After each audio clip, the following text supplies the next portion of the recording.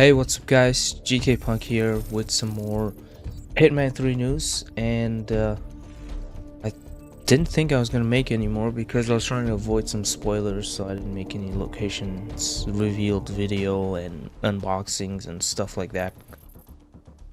They're not that spoilery, so you can check those out. But this video is probably going to be a little long one. It's a pre-launch guide from IO Interactive that was released yesterday. Yes, it took me a whole day to read it, so but no, I actually wanted to figure out myself so I understood what I talked about, so I'm just not gonna read it off the teleprompter. Anyways, at the start they talk about when the game is going to release, so we already know it's going to be January 20th, but the release time is going to be 1300 UTC on 20th January. Now that's 8 a.m. Eastern Standard Time. If you follow this link or go into any time converter website and put in 1300 UTC and your own time zone, you should be able to see what time that is in your own time zone. The game will be available to preload for the console platforms, so PlayStation and Xbox. PC, there's no preload for Hitman 3, and it will begin downloading at that mentioned time that I just did. The game size is going to be about 60 to 70 gigs, and that's actually includes all the Hitman 1, 2, and 3, but to gain access you need to buy something called the access pass. A little later down the line, well, I'll be talking about that. So they also mention the editions that are available. Nothing has changed here in terms of Hitman 3. I talked about this in the pre-order video, so if you want to check that out, top right corner there should be something that's popping up about now. Pre-order bonus is still the same. Now this is what the main thing is, which is the Progress Carryover. Now all current Hitman 2 players will be able to carry over their progress to Hitman 3, and it's what we're getting transferred over is called progression according to IO, and that includes the player profile, the XP rank, the location, mastery levels, and the mastery unlocks, as well as challenge progress, challenge unlocks, and elusive target suits and unlocks. So signature suit with gloves or the little flashy, those things count for that. I hope that's clear enough. They mentioned that a little bit again down below. And next, how the progression works, it will only work within the same platform or the same console family. So for example, PlayStation can transfer into PlayStation, Xbox to Xbox, and if you had it on PC with Steam, you can do it on PC and Epic. Another thing is Stadia is not the same as PC, so you can't do it from PC to Stadia. And cross generation also works, so PlayStation 4 to PlayStation 5 and any other mid-gen console upgrades also all count. So I'm not gonna say all the like 16 different Xbox variants that exist. And progression carryover is a one-time process. That means once you do it once, you won't be able to do it again. And once you do it, if you have already progressed somewhat in Hitman 3 after the progress transfer, you'll lose all your existing transfer, and anything that you transfer from Hitman 2 and then start playing on Hitman 3, your progress will not be synchronized with the old game. So that's just to get a copy so you can continue playing, but both of those games will not have the same things in terms of the items that you've earned and the items you will earn regarding Hitman 1 and Hitman 2. And then yeah, that's the same thing. You lose your stuff if you've already been playing. Now, like I said, the things that carry over are the rank, the mastery levels, the mastery unlocks, challenge progress, challenge unlocks, ET suits and unlocks, but save game is not carried. So yeah, not that big of a deal, honestly. I honestly didn't expect the player profile and the XP rank. I thought everybody's gonna start at level 0 or level 1, but apparently you can transfer your player level. I think that's what it says. I'm not exactly sure what player profile means. I mean, XP rank. So anyways,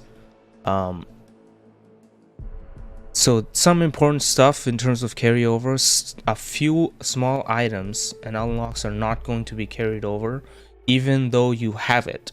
So one of them is being the Hitman 1 Game of the Year escalation. So Corky's the Clown escalation and the Striker escalation and the Seeger 300 Ghost.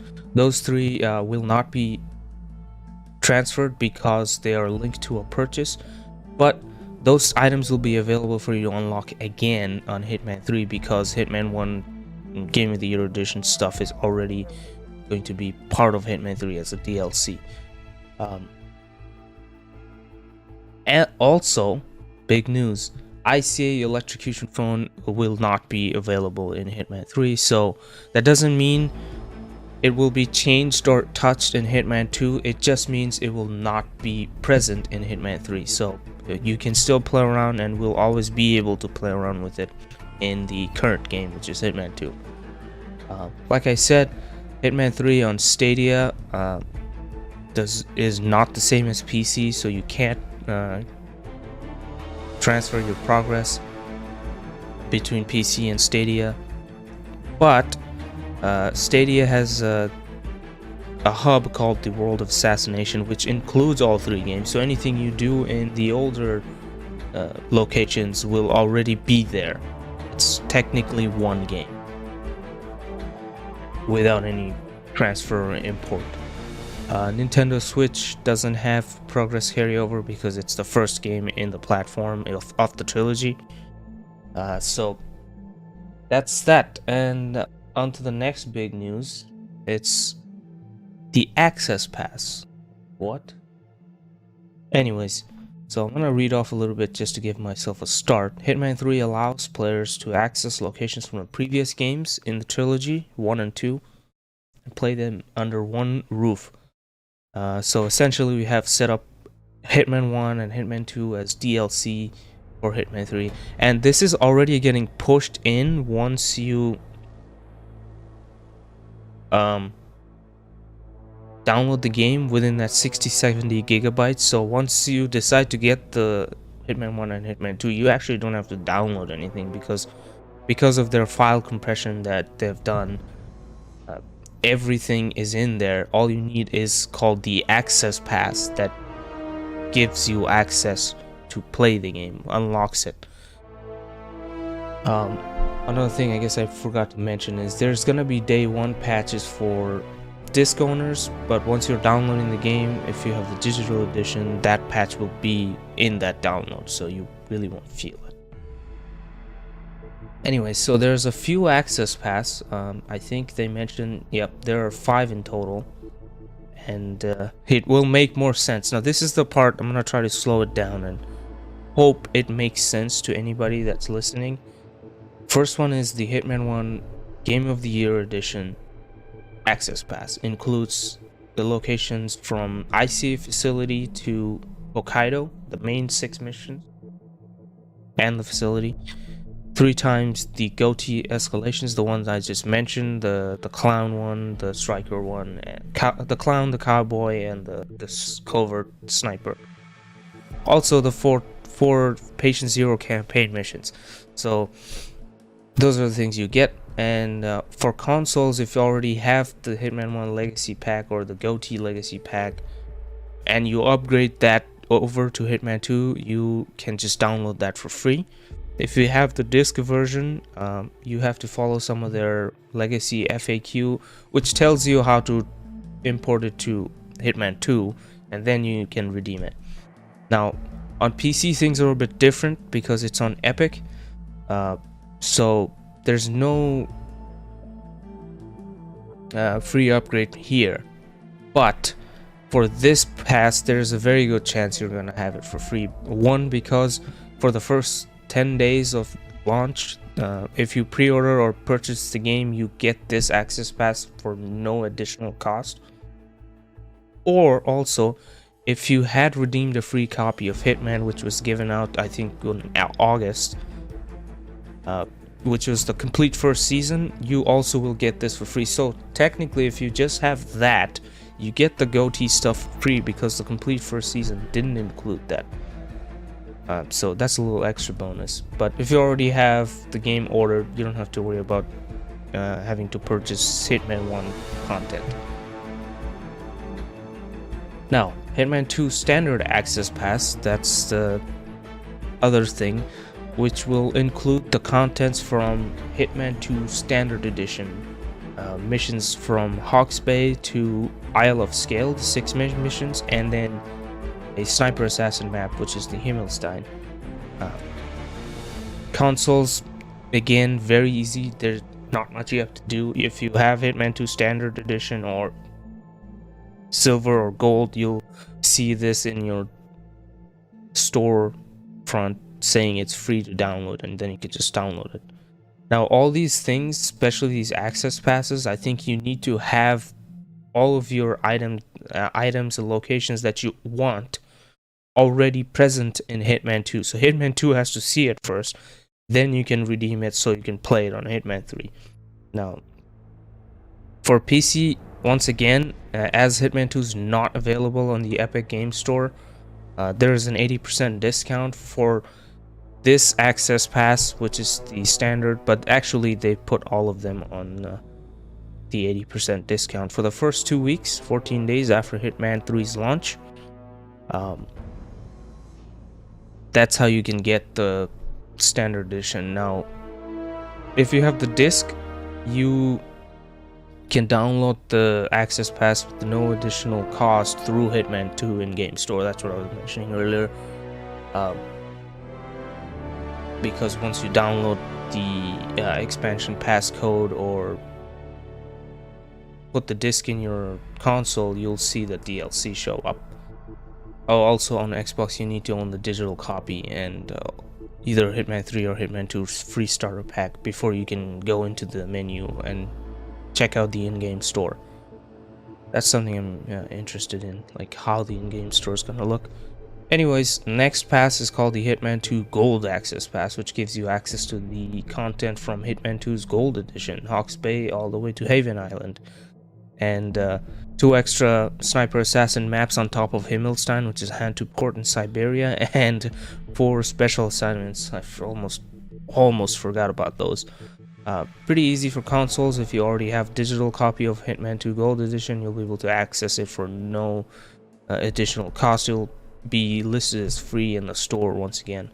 If you have the disc edition, again, the download code for expansion pass, they would basically, the download code lets you download the digital DLC, so it will be practically the same thing for that. And PC, like I said, 80% off on this access pass as well for the first 14 days, as Hitman 2 is not available. So bottom line is, you have to purchase the Hitman 1 and Hitman 2 access passes if you wanted to play those levels. Now, the transfer items and XP, those things are different. They're gonna work with an IOI account, and it's also going to be on a website. The website is not actually set up yet, and it's not gonna be done through in-game. They do mention that. Anyways, there's another access pass called the Expansion Access Pass, which gives you basically the same thing as the Gold Edition. But you could buy the standard access pass and the expansion access pass, or put it together. I imagine buying the gold pass is probably gonna be more lucrative in terms of costs. But anyways, consoles, once again, it's going to be listed as free if you're looking in the store. But if you have the disc, once again, you just need that code that you were given in your box, and once you redeem that, it should be listed as free as well. Access Pass on PC.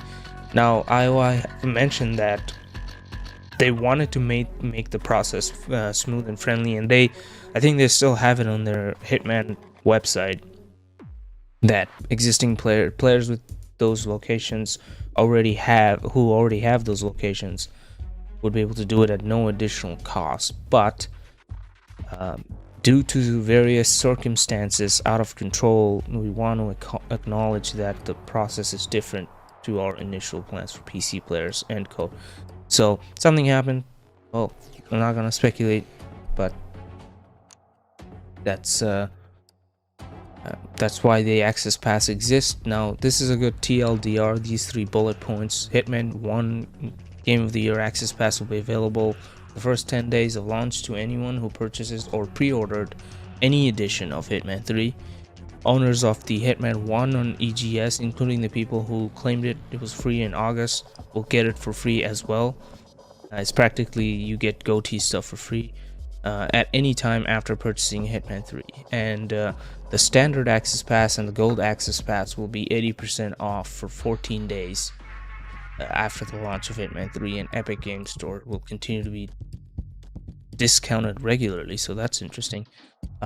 Actually, the expansion Access Pass is not going to be on sale, so Gold or Standard is probably your way to go. Or maybe you want to get the Standard, I don't know, Standard and then buy the expansion, but I'm pretty sure buying the Gold 80% off would probably save you more money.